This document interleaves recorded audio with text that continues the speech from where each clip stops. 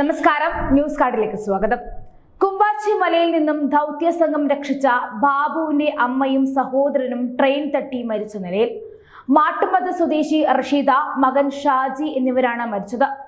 ഇന്നലെ രാത്രി 11 മണിയോടുകൂടിയായിരുന്നു സംഭവം നടന്നത്. കുടുംബ പ്രശ്നങ്ങളെ തുടർന്നുള്ള ആത്മഹത്യ എന്നാണ് ലഭിക്കുന്ന സൂചന. സംഭവത്തിൽ പോലീസ് വിശദ അന്വേഷണം തുടങ്ങിയിരിക്കുകയാണ്. മലമ്പുഴ കാട്ടുമാകുന്നത്ത് റെയിൽവേ ലൈനിൽ നിന്ന് സമീപമാണ് മൃതദേഹങ്ങൾ കണ്ടെത്തിയതെന്ന് പോലീസ് അറിയിച്ചു. ഇരുവരുടെയും മൃതദേഹം ജില്ലാ ആശുപത്രി മോർച്ചറിയിലേക്ക് മാറ്റിയിരിക്കുകയാണ്.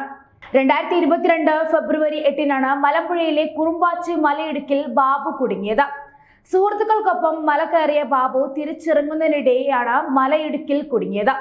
43 മണിക്കൂറിലേറെ നീണ്ട രക്ഷാപ്രവർത്തനത്തിന് ശേഷമായിരുന്നു ബാബുവിനെ രക്ഷിക്കാനായതും. കേരളം പ്രാർത്ഥനയുമായി കാത്തിരുന്ന രക്ഷാപ്രവർത്തനമായിരുന്നു അത്. മലയിൽ കുടുങ്ങിയ ബാബു തന്നെയാണ് വിവരം പുറം ലോകത്തെ അറിയിച്ചതും. ഉടൻ രക്ഷാപ്രവർത്തക സംഘം സ്ഥലത്തെത്തി. നാട്ടുകാരും സന്നദ്ധ പ്രവർത്തകരും ഫയർഫോഴ്സും രക്ഷാപ്രവർത്തനം നടത്താൻ പലവിധ ശ്രമങ്ങളും നടത്തിയെങ്കിലും ഫലമുണ്ടായില്ല.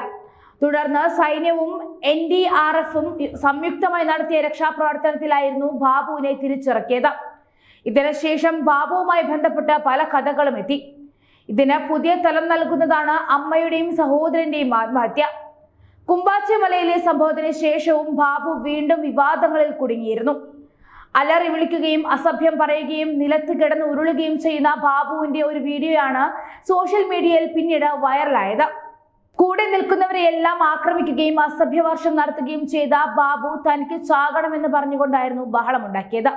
വീഡിയോ വൈറലായതോടെ ബാബു കഞ്ചാവിന് അടിമപ്പെട്ടിരിക്കുകയാണെന്ന തരത്തിലും പലരും കമന്റും ചെയ്തിരുന്നു.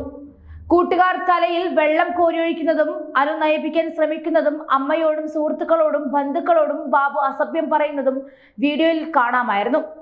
ഈ വിവാദത്തിലും ബാബുവിനൊപ്പമായിരുന്നു കുടുംബം. ബാബുവിനെ അപകീർത്തിപ്പെടുത്തുവാൻ വേണ്ടിയാണ് സുഹൃത്തുക്കൾ വീഡിയോ പകർത്തി സോഷ്യൽ മീഡിയയിൽ പ്രചരിപ്പിച്ചതെന്നായിരുന്നു ബാബുവിന്റെ സഹോദരൻ ഷാജി അന്ന് പറഞ്ഞിരുന്നത്. ബാബുവിന് പണം ലഭിച്ചിട്ടുണ്ടെന്ന് പറഞ്ഞ് അതിനായി സുഹൃത്തുക്കൾ ബാബുവിനെ മാനസികമായി പീഡിപ്പിച്ചെന്നും പൊതുസമൂഹത്തിന് മുന്നിൽ മോശക്കാരനായി ചിത്രീകരിക്കാനാണ് അവർ ചെറിയൊരു സംഭവത്തെ ഊതി വീർപ്പിച്ചതെന്നും ഷാജി പറഞ്ഞിരുന്നു.